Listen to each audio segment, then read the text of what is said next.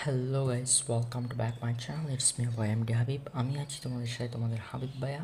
আর আজকে তোমাদের দিব SSC higher maths suggestion for 2025 batch. তোমাদেরকে আমি যে হায়ার ম্যাথের কতগুলো অধ্যায় বলবো, এগুলো যদি তোমরা খুব ভালোভাবে করো, পাঁচটা সৃজনশীল লেখা কোনো ব্যাপার না, A+ পাবো কোনো ব্যাপার না। আর যেগুলো থেকে তোমরা সিকিউ লিখবে না, সেগুলোর এমসিকিউ অবশ্যই খুব ভালোভাবে পড়বে এবং সকল অধ্যায়ের এমসিকিউ ভালোভাবে পড়বে। তো আমি যদি সাজেশনটার জন্য সূচিপত্রটা নিয়ে আসি, দেখো এখানে দেখো সেট ও ফাংশন, এটা থেকে মাস্ট বি একটা প্রশ্ন থাকবে যদি বীজগণিতের ক্ষেত্রে। দ্বিপদী বিস্তৃতি থেকে একটা প্রশ্ন, দ্বিপদী বিস্তৃতি অথবা অসীম ধারা থেকে একটা প্রশ্ন মাস্ট বি থাকবে। আর এদিকে তোমরা অধ্যায় 9 এবং অধ্যায় 2 দেখতে পারো। তাহলে বীজগণিতের দুইটা সিকিউ আনসার করার জন্য মোট 4টা অধ্যায় দেখতে হচ্ছে, কিন্তু অধ্যায় আছে আর অনেক। শুধু 4টা অধ্যায় বলতেছি কী কী: অধ্যায় 1, 2, আর এদিকে হচ্ছে অধ্যায় 9, আর এদিকে হচ্ছে 10। এই 4টা দেখলেই বীজগণিতে দুইটা সৃজনশীল লেখা কোনো ব্যাপারই না। এখন যদি আমি জ্যামিতির ক্ষেত্রে বলি, জ্যামিতিতে তোমাদের লিখতে হবে একটা।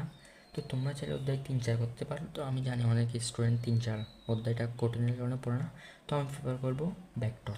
ভেক্টরটা একদম সহজ, সমতলীয় ভেক্টর। এটা যদি করো, যে তোমাদের থেকে অধ্যায় 12 এবং অধ্যায় 11 যদি করো, তোমরা জ্যামিতিতে আনসার করতে পারবে। যদি 13-র কিছু সূত্রগুলো দেখে ফেলো, তাহলে জ্যামিতির জন্য এই কঠিন দুইটা চ্যাপ্টার যদি পড়ো, তাহলে ভেক্টরটা একটু কিচ্ছু পড়া লাগবে না। আর যদি এই দুইটা অধ্যায় না পড়ো, অধ্যায় 11, 12, 13 দেখলে জ্যামিতি কভার হয়ে যাবে। আর যদি এখন ত্রিকোণমিতি আর সম্ভাবনা দেখলে, তো দুইটা সৃজনশীল গ্যারান্টি। তাহলে কয়টা অধ্যায় বলতেছি দেখো: এক সেট অফ ফাংশন, বীজগণিতিক রাশি, ভেক্টর, গণজ্যামিতি, স্থানাঙ্ক জ্যামিতি, দ্বিপদী বিস্তৃতি, সূচকীয় লগারিদম ফাংশন, সম্ভাবনা। আমি যদি এখানে খুব সুন্দর করে লিখে দিই সেগুলো চ্যাপ্টারগুলো: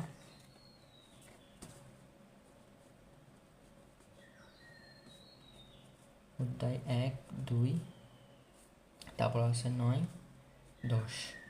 এগুলো হচ্ছে বীজগণিতের জন্য। তারপর যদি এখন আমি আবার লিখি জ্যামিতির জন্য 12, 13, 11, 13, এই তিনটা হচ্ছে জ্যামিতির জন্য। আদারওয়াইজ অধ্যায় 3-4 এই দুটা হচ্ছে জ্যামিতির জন্য, তোমরা যদি পড়তে পারো। আর এদিকে আছে ত্রিকোণমিতি আর সম্ভাবনা। তাহলে দেখো, মাত্র 4-6টা অধ্যায় আছে তোমার, 14টার মধ্যে শুধু 4টা, এদিকে 7টা, মাত্র 9টা অধ্যায় পড়ে কিন্তু তুমি A+ পেতে পারো। আর যদি এটা পড়ো, এটা লাগবে না।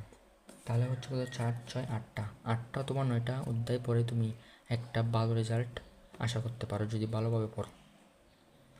তাহলে এটা হচ্ছে আমার বীজগণিতের জন্য, বীজগণিত।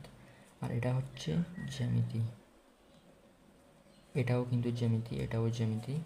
আর এটা ত্রিকোণমিতি আর সম্ভাবনার জন্য।